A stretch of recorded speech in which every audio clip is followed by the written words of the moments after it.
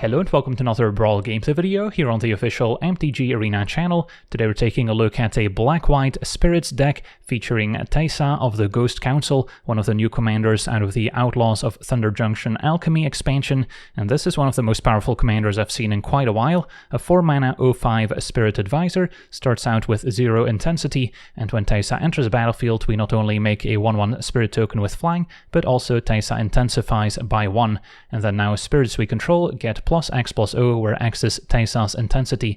So just by playing Teysa, we immediately get a spirit token, we get to grow all our spirits, including the ones we may already have in play, and then at the beginning of our end step, we may exile Teysa. If we do, at the beginning of our next upkeep, we get to return Teysa to the battlefield under its owner's control, and it gains haste. So Teysa by itself will exile herself to once again re-enter the battlefield, intensifying by 1, making additional spirit tokens, and then of course pumping them up. So Teysa is just an incredible engine that can almost win the game by herself.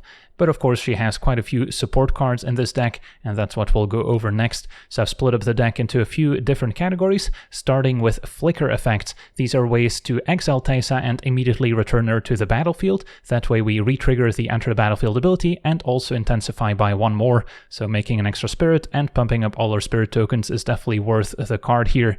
And then we also want to focus on cards that immediately return Teysa to the battlefield, as opposed to cards that maybe return her end of turn, because that way we don't miss out on the end of turn trigger to once again exile Teysa and make even more spirit tokens on the following turn.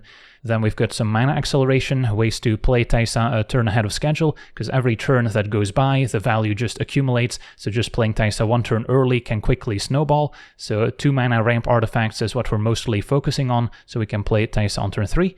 And then we've got some value engines, so we can maybe win games against control decks where Teysa might get removed once or twice, and these also include some planeswalkers that have good synergy with spirits.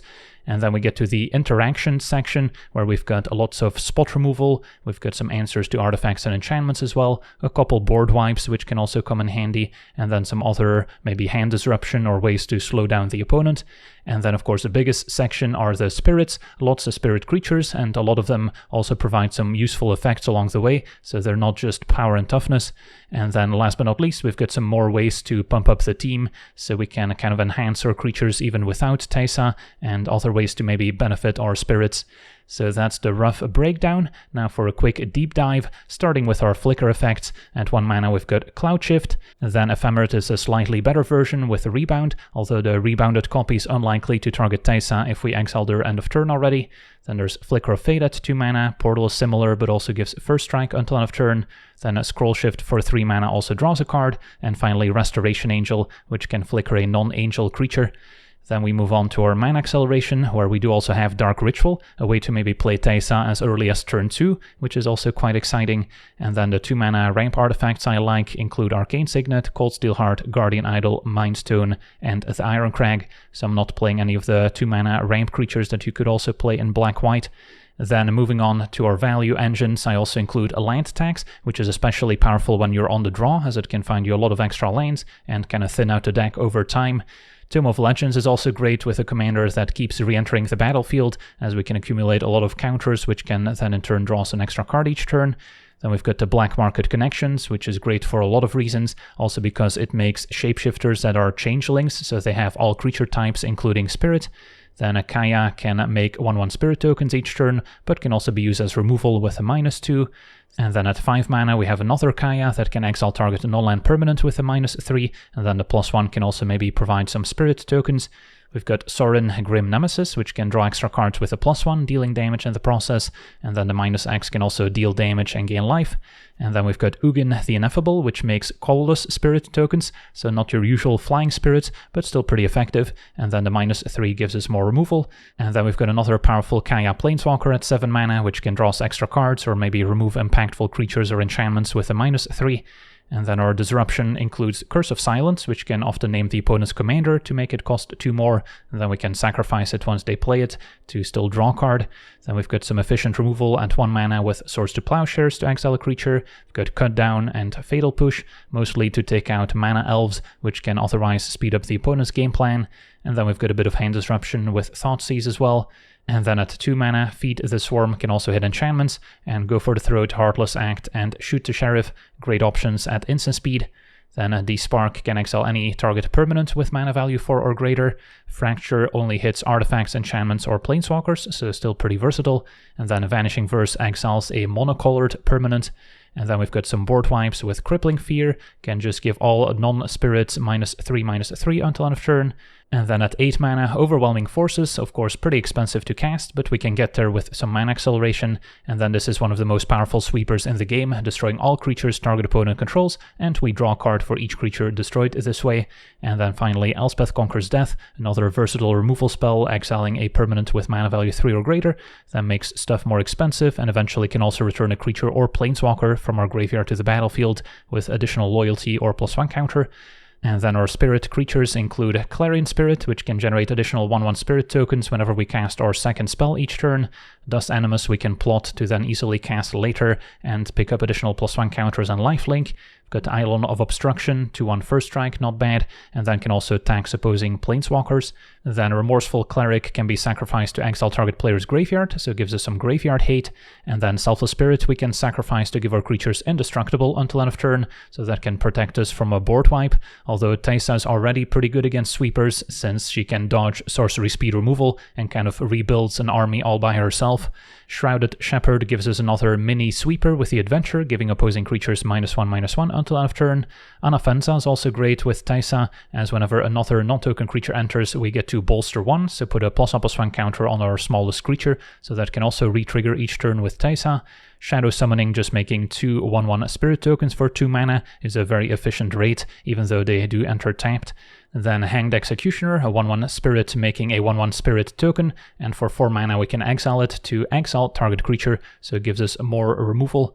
Then there's a Lingering Souls, one of my all-time favorite Magic cards, making a pair of spirit tokens for 3 mana, and it has flashback, so we can do it once again. Then there's Pilgrim, getting a Plains when it enters. Guardian of Faith can also help dodge a sweeper by phasing out our creatures at instant speed. We've got Catilda, which also grows with the number of spirits and enchantments we control, and also has flying and lifelink. We've got the Skyclave Apparition, another removal effect, exiling an opposing non-token permanent with mana value 4 or less. We've got Faceless Agent, a changeling, so also spirit, finding a spirit when it enters.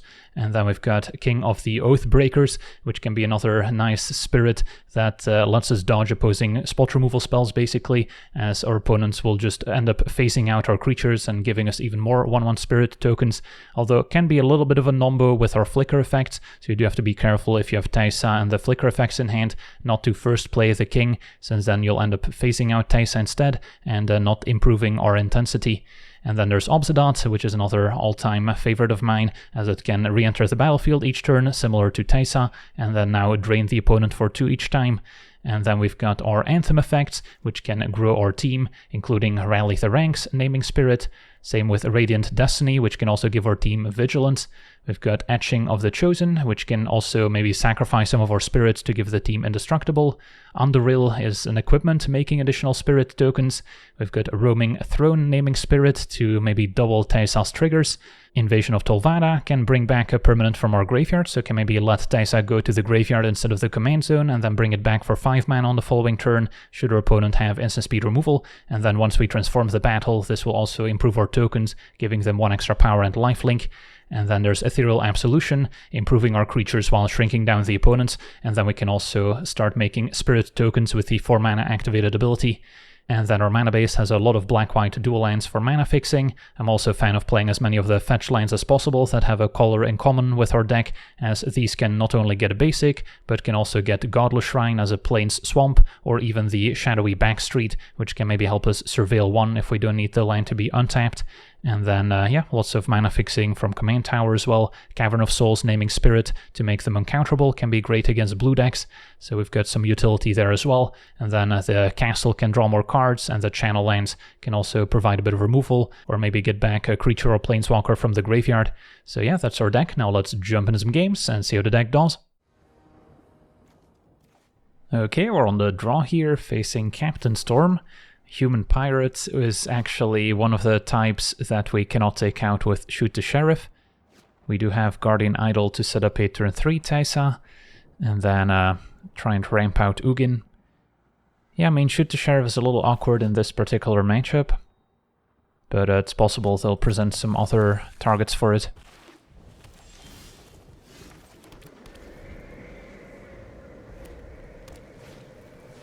So there's Captain Storm. Can play the Idol.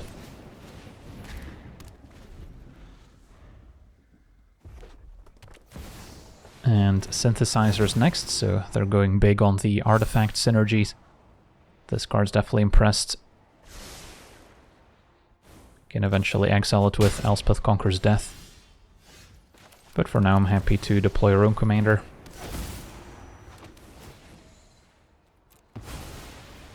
And then make sure not to send it back to the command zone, otherwise we'll have to pay the tax and it doesn't come back.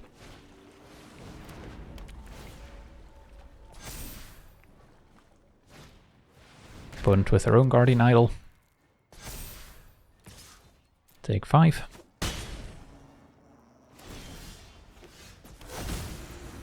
Okay. And then I think we're looking at Conquer's Death Synthesizer before it goes off. Should be able to outrace Captain Storm by itself. And yeah, once again, send Teysa on a vacation. Now the spirits don't have any additional power when on defense, so you're really ideally trying to be the aggressor in the matchup.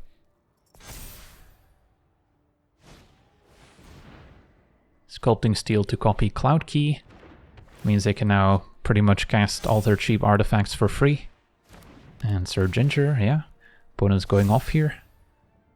Captain Storm on 8/8. And now a Sword of Fire and Ice. Luckily with no relevant protection in this matchup. Do we take 9? I think we still do.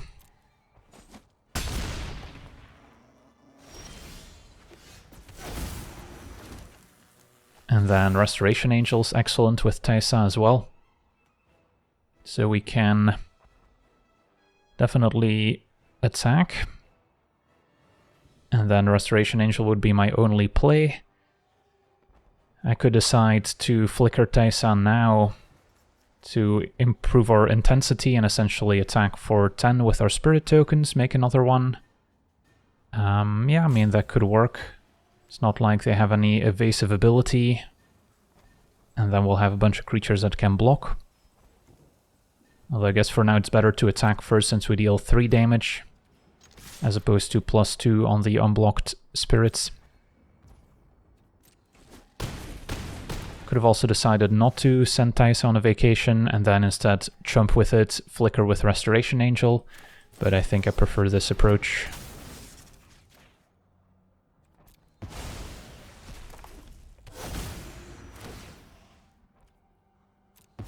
Okay, so we've got 3 blockers, and next turn our spirits will be lethal.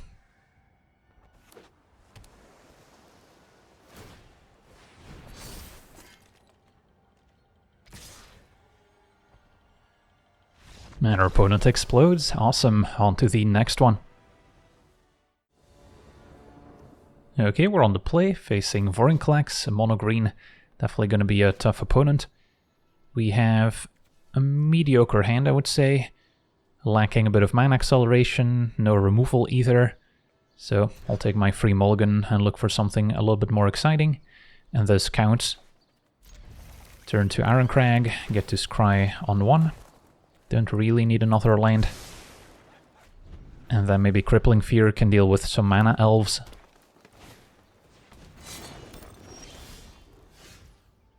The fact that Vorinclex has reach will also get in the way of our spirit tokens. So ideally we find an answer to Vorinclex. So there's 1 mana creature we could take out. I think I still get Teysa going first and then hope they play another creature that gets swept up by Crippling Fear. And then I'll keep Ironcrag to produce mana.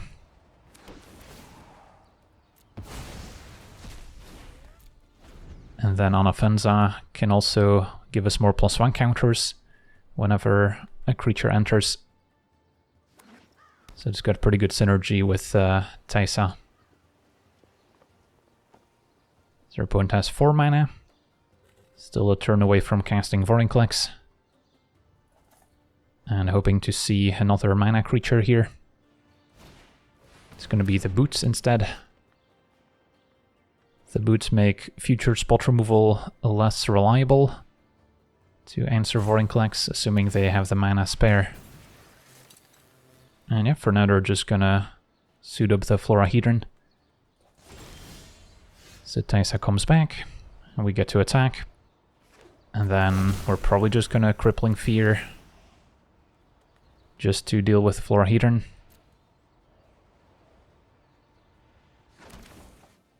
Rally the Ranks, I can't quite cast alongside it.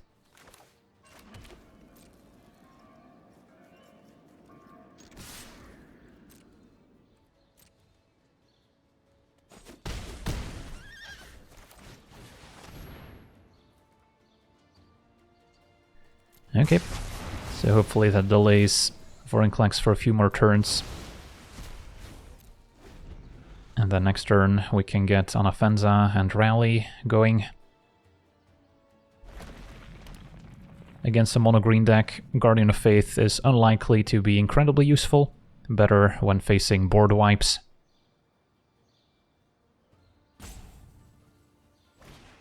Alright, opponent's going to Cultivate, which means that next turn they can not only cast Vorinclex, but also equip it with the Boots.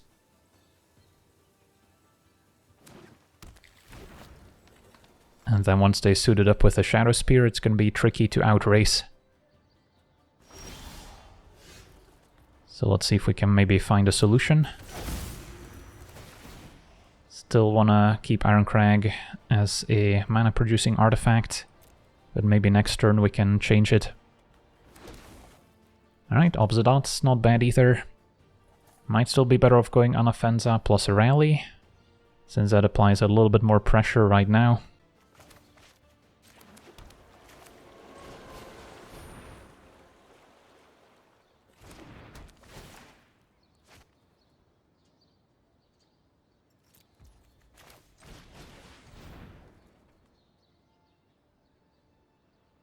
Name Spirit. And attack. So that's for 14. Opponent won't have the mana to equip Shadow Spear. So yeah, we might get there. And if we get them low enough, Obsidian can also maybe get the job done.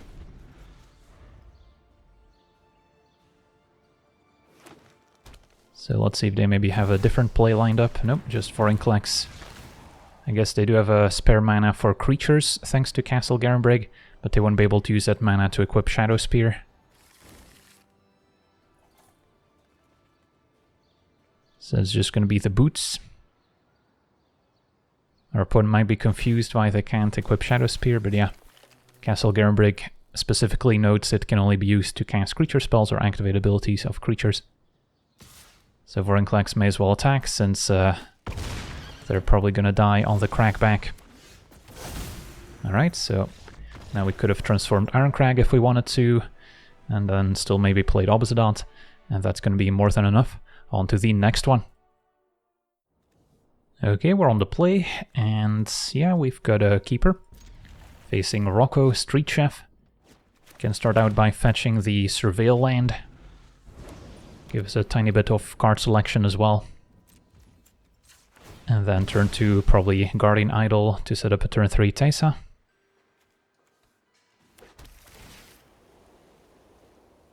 Heartless Acts could be an answer to Rocco, assuming it doesn't pick up a +1 counter.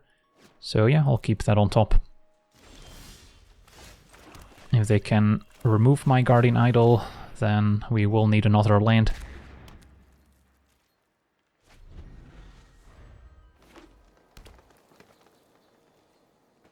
Opponent keeps up 2 mana. So I'm mostly thinking of the white removal spells, like Swords to Plowshares that could hit Teysa. So that might be a reason to wait a turn until they're tapped out to deploy it. And then in the meantime, I could play King of the Oathbreakers, which our opponent can't easily remove. Or we could deploy Mindstone and Rally the Ranks, or Mindstone keep up Heartless Act. So we have a couple options here. I guess since we have Restoration Angel to flicker Teysa, I don't necessarily want to king in play. So I'll go Mind Stone, and then, yeah, I'll play Rally, in case your opponent once again keeps up mana instead of playing Rocco. So we can be a bit more proactive. And our opponent had a Soul Partition in hand. So that hits Rally the ranks. And there's Rocco.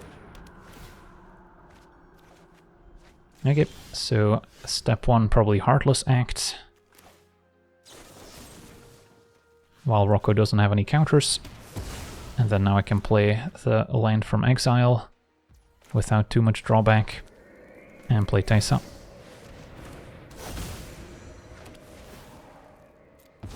Alright, so we're off to the races. And we have some nice follow-ups with Sorin, Restoration Angel. Can eventually play Rally. Teysa is back, and it seems like they might have an answer to it in hand. So we can keep Restoration Angel at the ready. And for now attack, see what happens.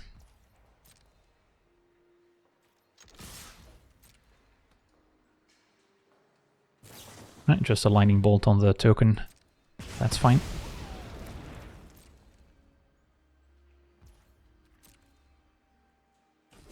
So given that they don't seem to be taking out Teysa, I can maybe deploy Sorin now. Although now there's a window where they could take out Teysa before we exile it. And start plussing.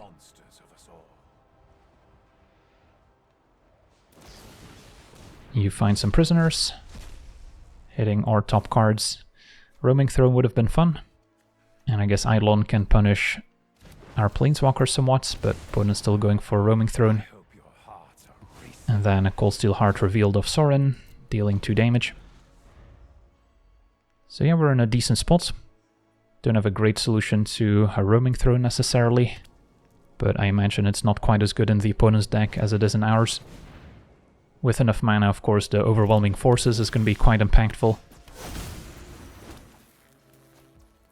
And I suppose we could minus Sorin on the throne, although that feels like a bit of a waste.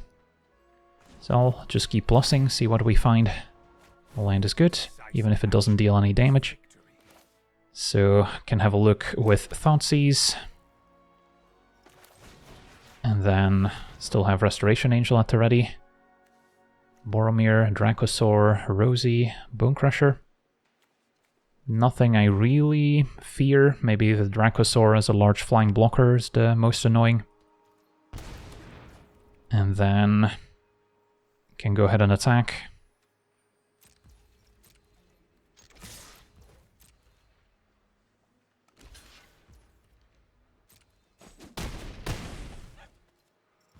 And then I don't mind using Restoration Angel now just to make additional tokens and grow the team.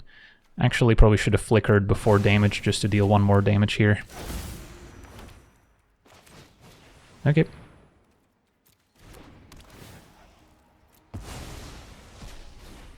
Still gonna exile Teysa, even though we don't have as good of a block now on the Roaming Throne. But I'm pretty sure our opponent just dies next turn, unless they top decked something. And we still have Overwhelming Forces available too.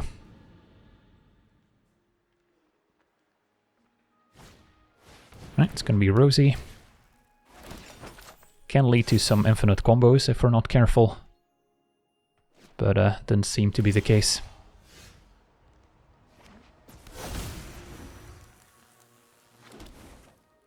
Alright, so got a lot of great options available. Sorin can not damage our opponent directly, but we can just keep plussing.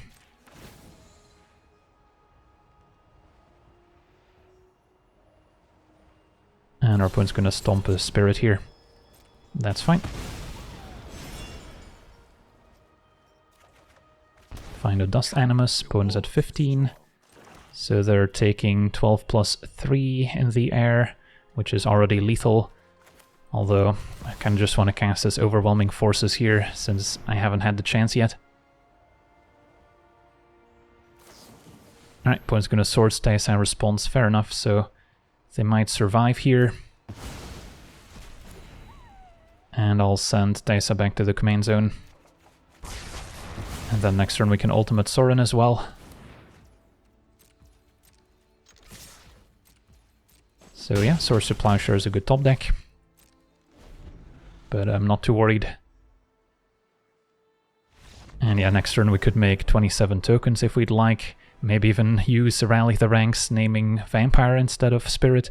But yeah, we're still gonna get there just by replaying Teysa. On to the next one. Okay, we're on the play in the black-white mirror match.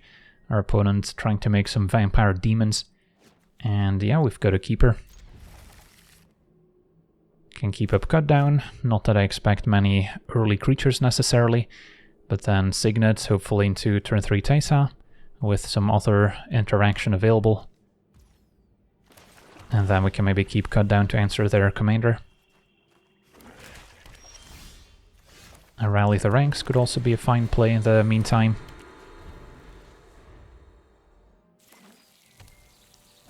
Courtyard on Vampire and a Dusk Legion Duelist.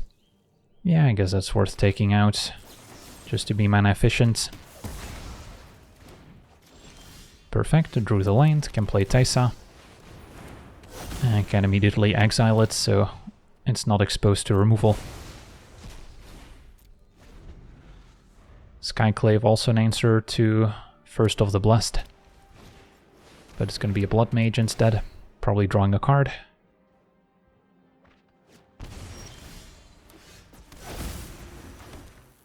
Okay, and then I'm looking at Rally the Ranks plus Eidolon.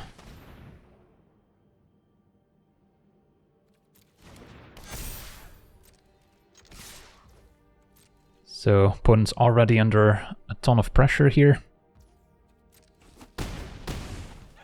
And it's only going to keep increasing. So they need to find some sort of board wipe. And those tend to be sorcery speed, so then Teysa sticks around. So yeah, Teysa's definitely impressed so far as a commander. So let's read this carefully. If it dies, our opponent draws and makes a token. So yeah, we can just take 2, otherwise I could block, but don't really want to give them the token. Alright, and yeah, if we clear their only blocker, we might already be attacking for lethal here.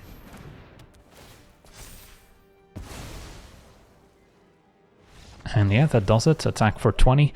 That's pretty awesome. On to the next one. Okay, we're on the play, and we're missing a color. Can't really go without it, so take a mulligan. And yeah, once again, double planes. Go to 6, and we've got a keeper. So turn 1 Backstreet, turn 2 Idol, turn 3 Teysa, and then facing Queen Among Bears. Probably want a little bit of removal, but then I might prefer the Lifelinker over the Executioner. Or we can keep Executioner, which is also technically removal, even if it's kind of pricey. Let's keep the Go for the Throat. And then Ephemerate seems great, once we get Teysa down.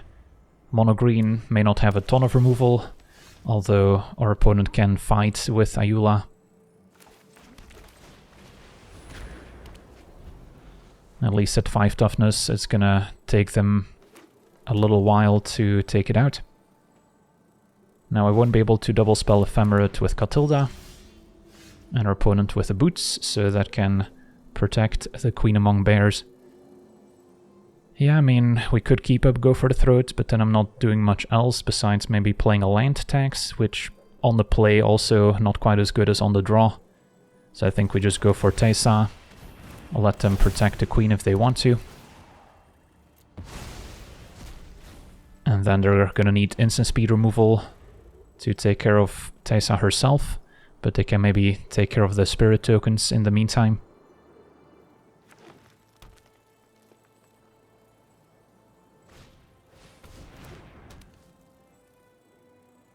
So Boots on Queen. Hits for 2.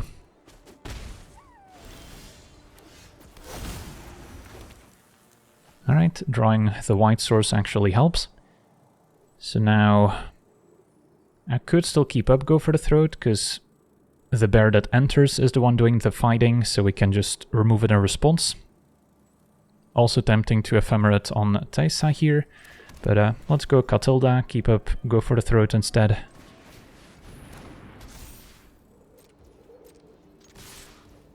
And then I can afford to exile Teysa, even though it shrinks down my spirits. Because we can, again, Go for the Throat in response to a bear. At least that's the plan. Otherwise we could also keep Teysa on the battlefield, so the spirits aren't simply a 1-1. Okay, pillar to cast more bears.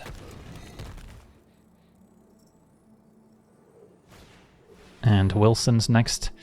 Okay, that one actually has ward, so won't be able to pay for Go for the Throat, sadly. Gets 2 counters, that's acceptable.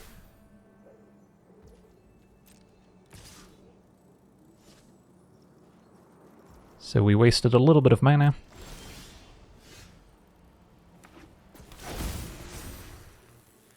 But yeah, we still get to make a lot of spirits here, and we're in decent shape. So we could pay 4 mana to answer Wilson, although it still trades for any of my flying spirits. And then I might want to ephemerate on Teysa right now, just to grow our spirits even more. And does our opponent have a response for 1 mana? They do not. So that triggers again, and yeah, we'll send in the flyers, and I guess if our opponent has nothing and I Go for the Throat Wilson, we have lethal. But they could have another protection spell for 1 mana. So I'm gonna play it safe and just attack, and then I'm happy with the trade, which is kind of forced here. So our opponent jumps.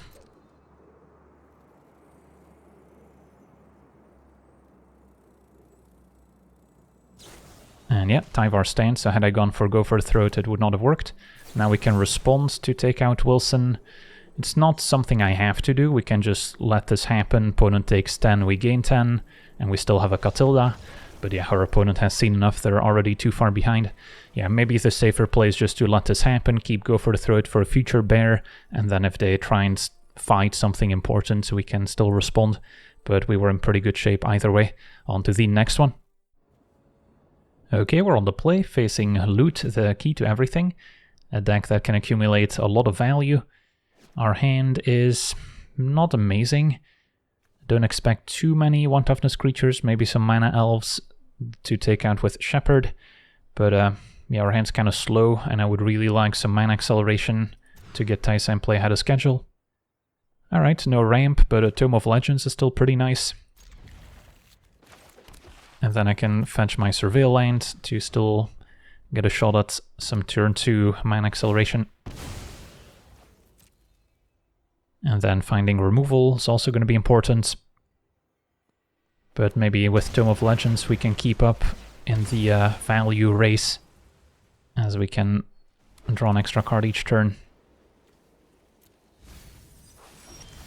Alright, Black Market Connections, another decent card. So we can deploy that next turn to start making treasures and drawing. And cut down potentially an answer to Loot. Don't expect a ton of removal from the opponent's deck necessarily. So Teysa is going to be allowed to do her thing. And then usually don't want to make the 3/2 token since it's pretty expensive in terms of life total. But maybe since we want to be the aggressor in this matchup, it's worth it. And then this turn I'm playing Teysa, so I'm not in a hurry to draw an extra card since we kind of have our next couple turns scripted. Yeah, I'll just go for treasure and token then.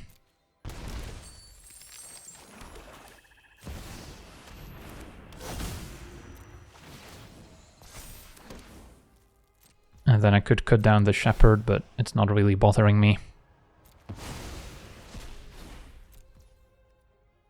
Okay. Tireless Tracker is a good one. Can cut it down in response to anything the opponent plays. So yeah, we want to cut down now, otherwise our opponent can sack the clue to grow the tracker and then it no longer dies to cut down. Alright, opponent with intervention and response, fair enough. So that saves the tracker. But we don't have to worry about intervention going forward. Lingering Souls is excellent. Yeah, I think we keep going with the aggressive game plan of making lots of tokens, hoping our opponent doesn't have something like a River's Rebuke or Cyclonic Rift. That would be a problem. Although Rift, they would need 2 more lands to play, so given that the Swordtooth didn't play too many lands last turn, doesn't seem very likely. So it's mainly River's Rebuke. Yeah, maybe we can not make an extra token here, since we already make a lot of spirits. And then I'll just make Treasure and Draw, maybe. Okay. And then Lingering Souls, flashback Lingering Souls. Can also draw with Tome. And Fracture, just for a clue token, doesn't seem worth it. So, can still attack with Teysa, since Swordtooth doesn't block. And we might see a trade from Tireless Tracker on the 5-2.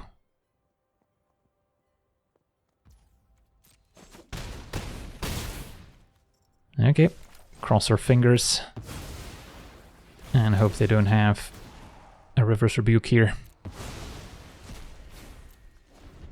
Because next turn this is probably a lethal attack. And our opponent agrees. Awesome.